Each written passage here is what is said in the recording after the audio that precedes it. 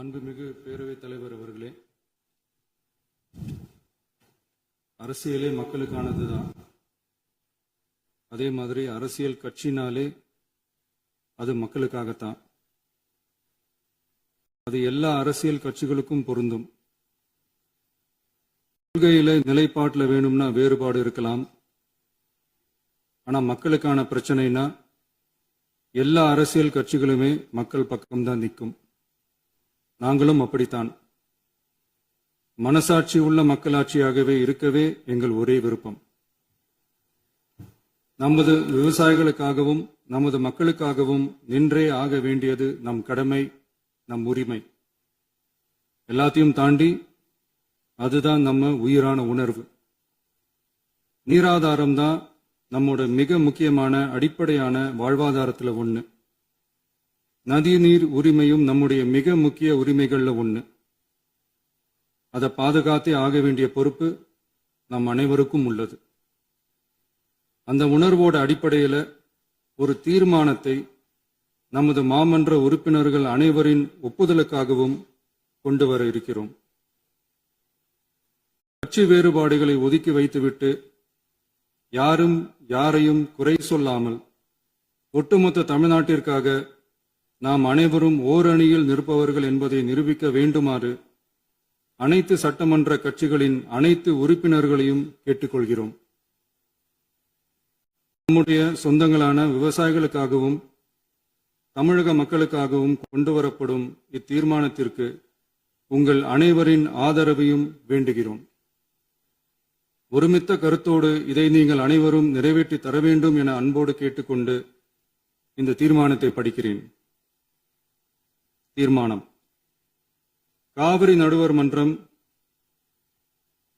5/2/2007 அன்று அளித்த இறுதி தீர்ப்பையும் மாண்புமிகு உச்சநீதிமன்றம் 16/2/2018 அன்று அளித்த தீர்ப்பையும் மதிக்காமலும் சம்பந்தப்பட்ட படுகை மாநிலங்களின் இசைவை பெறாமலும் ஒன்றிய அரசின் எந்தவித அனுமதியை பெறாமலும் கர்நாடக அரசு தனிச்சையாக காவிரி நதியின் குறுக்கே மேகதாதுவில் அணை கட்ட முயற்சி மேற்கொள்வதை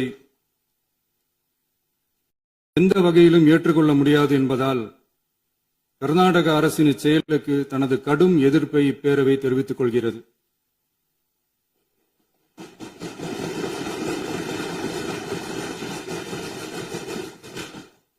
கர்நாடக அரசின் மேகதாது அணை திட்டத்திற்கு தொழில்நுட்பம், சுற்றுச்சூழல் உட்பட எவ்வித அனுமதியும் அளிக்கக்கூடாது என ஒன்றிய அரசை இப்பேரவை வலியுறுத்துகிறது.